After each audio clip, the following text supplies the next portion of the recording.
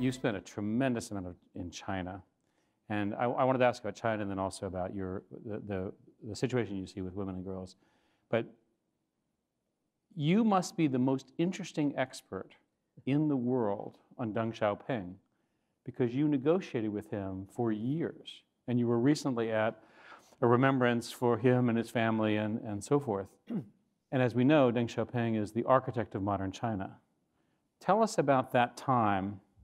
Did you have any idea that China would become what it is today? Well, I don't think either I or Deng Xiaoping knew what was going to happen in the future, although he had dreams of it. The same week that we both announced that we would normalize relations after 30 years of estrangement, Deng Xiaoping announced reform and opening up.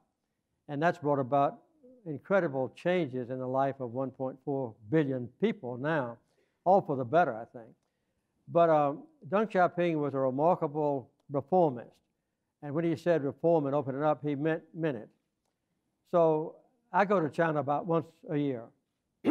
And this year happened to be the 65th year of my first visit to China. I was a young submarine officer in 1949 and went up and down the coast just before the communists took over. And it's also the 65th year of the founding of the People's Republic of China, which happened on my 25th birthday. So I'm 25 years older than the People's Republic of China. And it's the 110th anniversary of his birth and my 90th birthday. So we had a lot to celebrate this time when I was over there.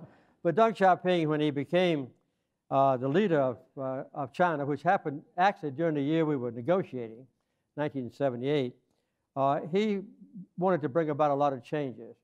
And he has totally transformed China internally because it was completely oppressive then. Nobody in China had liberty to go from one village to another. Nobody had a job. Nobody could keep a single dollar of outside income except what the government gave them. And now it's one of the thriving economies on earth. And at the final banquet that we had at the White House, he said, "Mr. President, you've done a lot for China. What can I do for you?" And when I was a little boy, the #1 heroes on earth were the Baptist missionaries in China. I gave 5 cents a week to build hospitals and schools for little Chinese children. And so I said, okay, you're a communist country. You believe in atheism. You don't permit religion at all. You don't permit Bibles to be distributed. You don't permit missionaries to come in. I want you to change those 3 things. And he was kind of taken aback. Wow. He said, have to let you know later about that. So, so the next morning he said, okay, we'll change the law of China to permit freedom of worship. And we'll permit Bibles to be distributed this year. I won't let missionaries come back in. So he did that. And now China has the largest Bible publishing company on earth. It's the fastest growing Christian nation in the world. Really? It's now the 3rd largest Christian society on earth. Soon will be the 2nd largest. And of course, China has now become a thriving economy as well. The first thing he asked me to do on a big scale was to supervise the Carter Center, to supervise the elections of village leaders. There are 650,000 villages in China, and about 2/3 of the total people that lived in China during the 12 years that we did that live in those villages. So we initiated and then revised so that all of those little villages now ever since 1982 have had absolutely free and fair and open democratic elections. Everybody in the village is registered to vote when they're 18. They're expected to vote, men and women. They have a chance to serve for 3 years. They don't have to be a communist. They have an absolutely secret ballot, and they can run for re-election if they want to. So the Carter Center has that major responsibility for 12 years. So I have seen good things happen in China, although I know that there are many problems now. So it's interesting that in your post-presidency, you focused on at least 2 significant initiatives. One is the question of honest elections. Yeah. And you have personally gone to countries to watch and actually watch polling. Right. And again, we see from our earlier panel some of the sort of terrible things that happen to people without honest brokers. You've been an honest broker. You've worked very hard to eradicate guinea worm from Africa, and we're this close. And what I'd like to do is ask people to get to the mics because and start getting questions from the audience. So people go to this mic and that mic. But while they're gathering, so the spotlight's on, while they're gathering, the question I would ask you is, you've now said, and said very publicly, that you're going to devote the rest of your life to address the terrible things that you see happening with women and girls in the world. What was it that caused you to take this focus? You've always been a humanist. You've always cared about this. Was there some event? Is there some new opportunity? Is there some change in your view of how society is willing to now engage on these issues and address these horrific things? Well, you mentioned monitoring elections. The Carter Center started that initiative. We were the first ones that did that, and now a lot of other people do it. But we've had programs in 80 countries in the world. And Rosa and I go to those countries. 35 of them are in Africa. And we work with the poorest people and the most needy people on earth. And as we went from one country to another and saw the plight of the poorest people, we saw vividly and repeatedly that the ones who suffer most are the women and girls. And in Muslim countries and Christian countries, it doesn't matter what the religion is, there is a persecution of women and girls. If a family is poor, the boys get the privileges. The boys get best things to eat. The boys go to school. The girls stay at home, and that sort of thing. And there's a horrible oppression that's not unknown in this country and around the world, and a lot of people deny it. At this moment, there are 160 million girls missing from the face of the earth, mostly from China and from India. This is 4 times as many people as died in the Second World War. 160 million girls have been strangled by their own parents at birth, or they have been aborted now with the advent of sonograms. When the parents know this baby is going to be a girl, she's aborted. So that's going on. That's the worst thing. But the other thing is, in countries that have been already mentioned here, is that genital mutilation. In Egypt and Sudan and so forth. For instance, in Egypt, the mutilation of girls' genitals is illegal. But in Egypt, 90% of all the living females have had their genitals mutilated. Okay. And in some countries, 97 or 98%, and in about a third of the African countries, more than 80%. And another thing is a child marriage deal, where you've already heard about that. I need not repeat it. And honor killings is another thing, where girls who are raped or girls who marry someone that their fathers don't endorse are treated as infidels, and they're killed by their own families. And it's not just in this country, it's not just in other countries, in this country as well. For instance, Atlanta, Georgia has the largest and most busy airport on earth. We have between 200 and 300 girls every month who come into Atlanta and are sold into slavery, mostly sexual slavery. And the reason that happens in Atlanta is that we have a lot of girls who come in whose skin is brown or black from the southern hemisphere, more than would come into Boston or New York or Chicago or San Francisco. And so a brothel owner can buy a girl with brown skin or black skin for about $1,000. And in Atlanta, Georgia, New York Times reported last March that their total income from the sex business in Atlanta is $275 million a year, which is more than twice as much as the total drug income. And every brothel, every whorehouse in America is known by the public officials. There's no police officer that walks up and down the road or street and doesn't know that that's a brothel. So he's either bribed or gets sexual favors, or his boss, and therefore the mayor and city council says, let's don't rock the boat. So sexual slavery is really bad in this country. The Congress passed a law recently that told the State Department every year you have to make a full report on slavery around the world. And the State Department estimates that at this moment, 60,000 people living in the United States of America are living in slavery. And this is, and the other thing I'll mention, just to be as brief as possible, is sexual assault. And the two most precious institutions, I would say, in America are our great university system and our military. And those are the two focal points for sexual assault. One girl out of 5 that goes to an American university is sexually assaulted or raped. And very few of the deans and presidents of universities want to admit that happened, so it's covered up. They don't want to admit it. In fact, 41% of all the universities in America have not reported a sexual assault case on the campus in the last 5 years. And it's even worse in the military. There was revelations earlier this year by the Congress that 24 million people suffer in the military year before last, that's 2012, from sexual assault.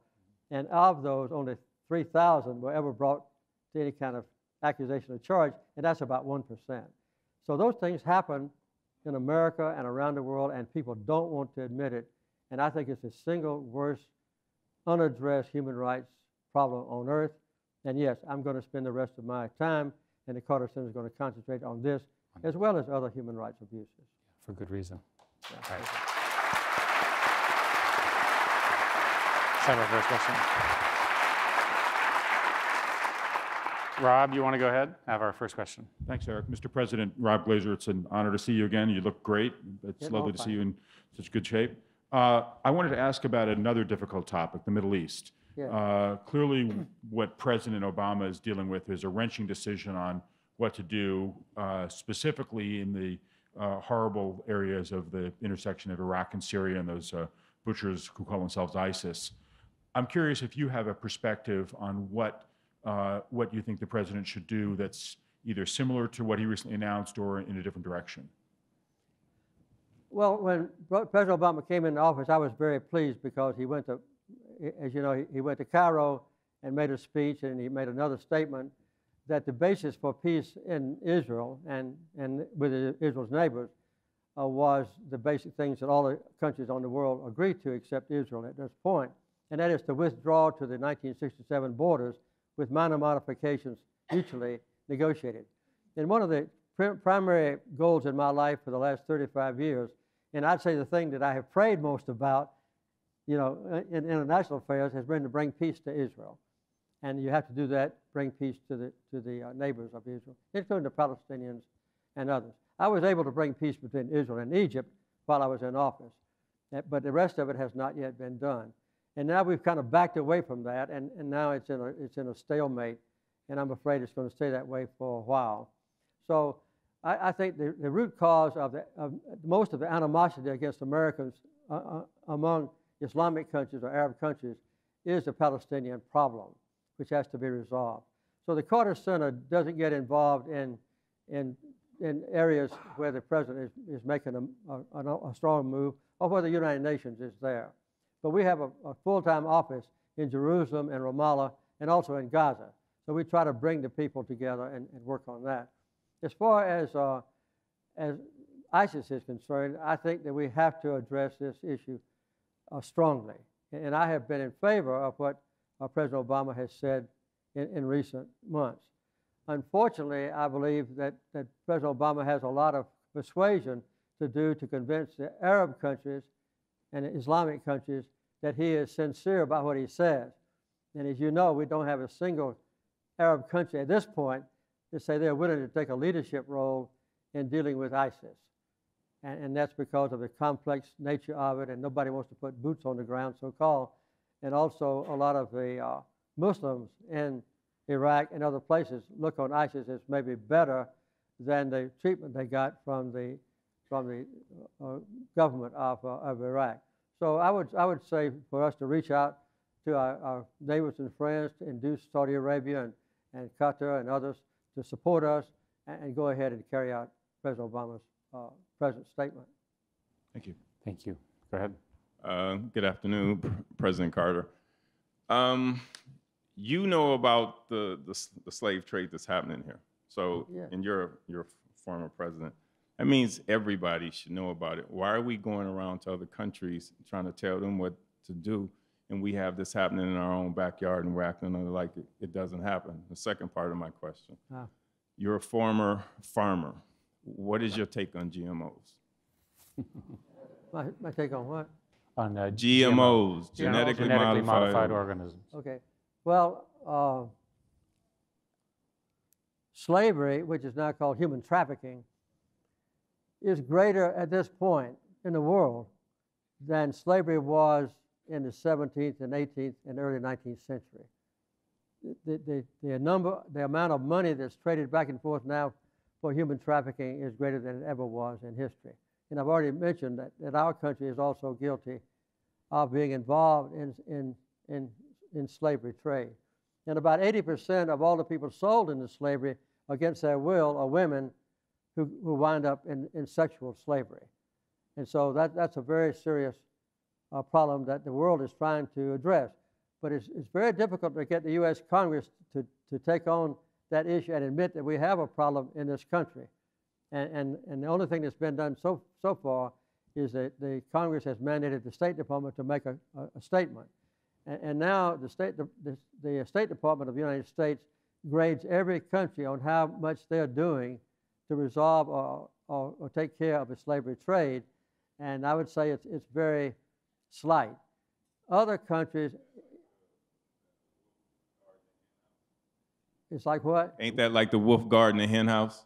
Well, you know, we're not by far the worst country on earth, but we are set an example, and when we don't take care of it here, other countries say, well, we can get away with it as well.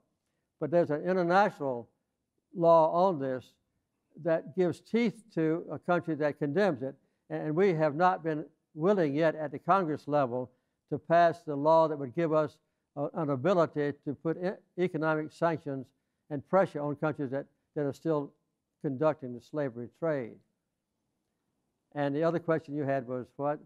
Your opinion about genetically modified basically, think of it as Okay. modified food. I've written a lot of op-ed pieces in my life. The most controversial op-ed piece I ever wrote was about genetically modified organisms. And I think that's one of the best things that happened to the world, is the development of genetically modified organisms. I still am a farmer, by the way. Yeah, we have about 3,200 acres of land, about 1,800 acres of that is in trees, but the rest of it is cultivated. And every crop planted on our farm is genetically modified to make sure that it can be more productive and that we don't have to use as many poisons to kill the insects. For instance, we used to poison our cotton 20 times during the growth of a cotton crop with the most virulent poison permitted by the Department of Agriculture. And now the GMO cottonseed have built into it a repellent to the bollworms and boll weevil, so we don't have to poison it anymore. So now we grow cotton without poisoning it at all. And as you know, there's another thing that lets you control weeds in crops. So we don't have to plow peanuts like we used to, because we can spray the peanuts and they don't die. So these are the kind of things that have done. And I think that since the world is facing a problem with increased production of food to match the increased growth in population, I think the GMOs should be permitted all over the world and not discouraged. But anything that's grown with GMOs ought to be clearly labeled so that people who are against GMOs can buy food that's not genetically modified. Let's have our next question. Thank you. Well, first off, my grandfather was actually a farmer, and he would be applauding. I mean, unfortunately, he passed, but he'd be very grateful for the comment about GMO. Yeah. I'm from the global South, where without them, there would be starvation would be a lot more prevalent in certain areas. Right. I'm here to ask you about election monitoring. Yeah. And specifically, in 2004, you came to Venezuela, where I'm from, to monitor the election. You left within 24 hours of the election results having been given. It was a disaster for Venezuela. We've lived with the fact that you called it the best electoral system in the world. Since then, the government, which can only be called dictatorial, has pointed to that electoral system every time and said, President Carter called it the best in the world.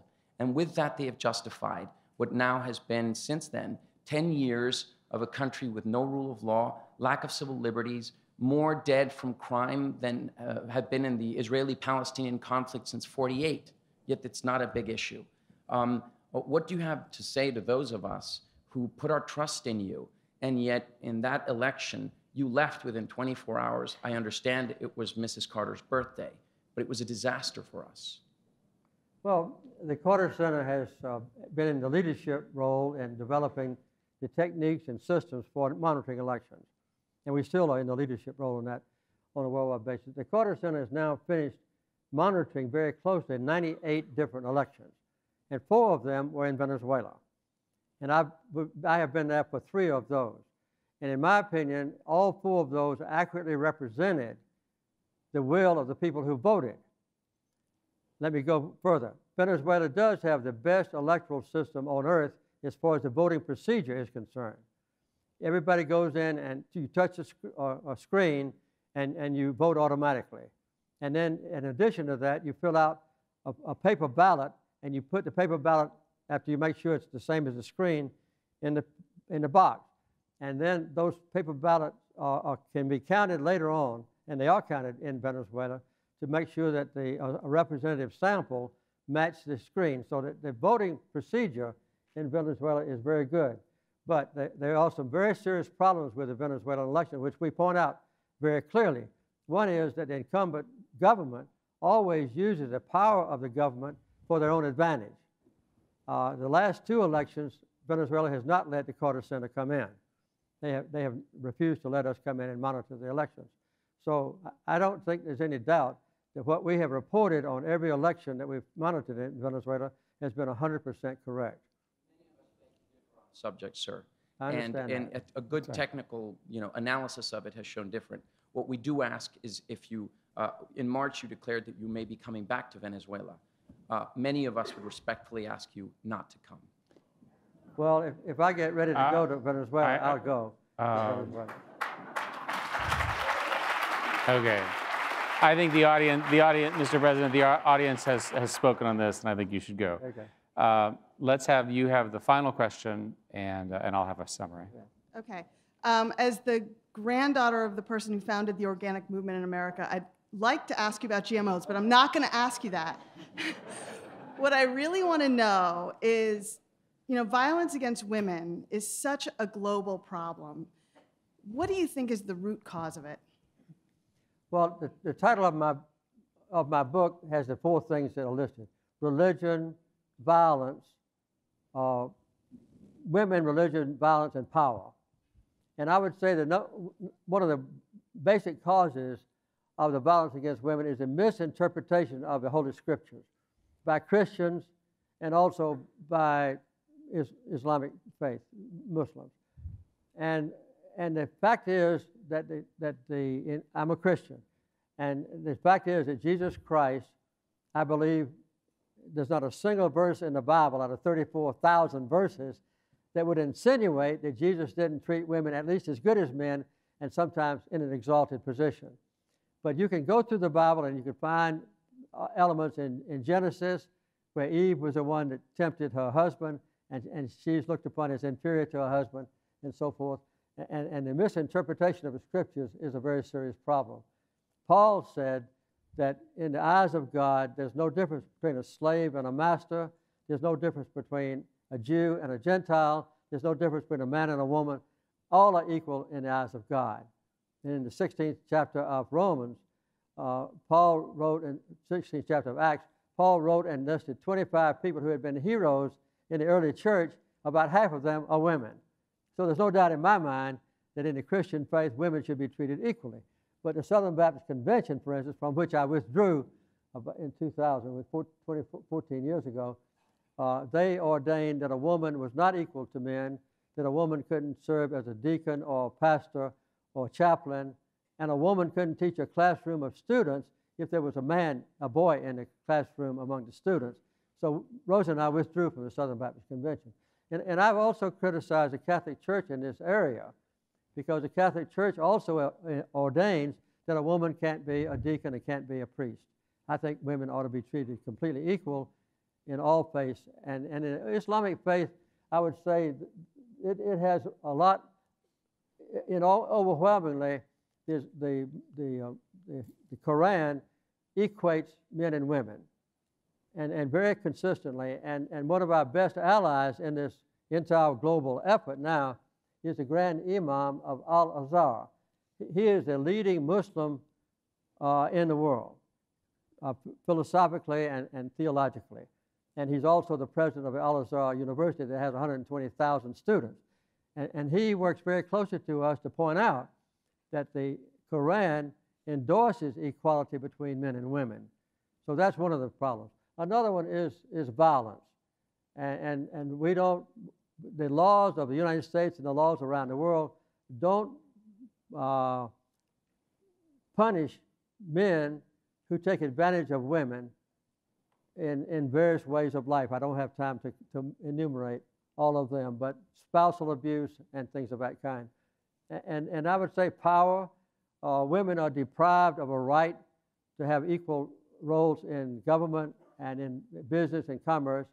Of it, Fortune 500, for instance, 22 of those 500 have a women chief executive officer, and they are paid a lot less than the chief executive officers of the rest of them. And in the United States, on the average, a woman who does the same job in the same number of hours as a man gets paid 23% less than a man does. And so here you have this same problem all over the world. So in almost every aspect of power and violence and religion, women are denigrated and treated as secondary citizens. And this brings about horrendous punishment for women. In fact, the reason that the parents strangle their baby girls is because in India and in China, they ordain one is best, two is most. And otherwise, the parents are very poor in other countries, and they don't want to have girl babies if they can only support a couple of babies. They just want boys. I think that they are making a mistake. I think in their old age, because they don't have Social Security, they'll be much better off to have a daughter caring for them than a man, particularly if the daughter is given a right to get education when she's young. And that's another area that's going to take a long time. But I hope that the Carter Center and all of you here and the Congress of the United States and the United Nations will join in this fight to make darn sure that we stop the horrible, unspeakable, unacknowledged, unaddressed abuse of women and girls. I think it's the most serious problem the world faces. So this, each of you has a copy of the president's book. This book is remarkable. The case is so profoundly clear. The numbers are here. The facts are clear. What I particularly like about you as sort of a great American is that you've maintained your personal values, the values that you grew up with, literally Plains, Georgia, right, all the way through the presidency, all the way across the globe, and even here on the stage. You're a truly great American, Mr. President. Thank you. Thank you very much.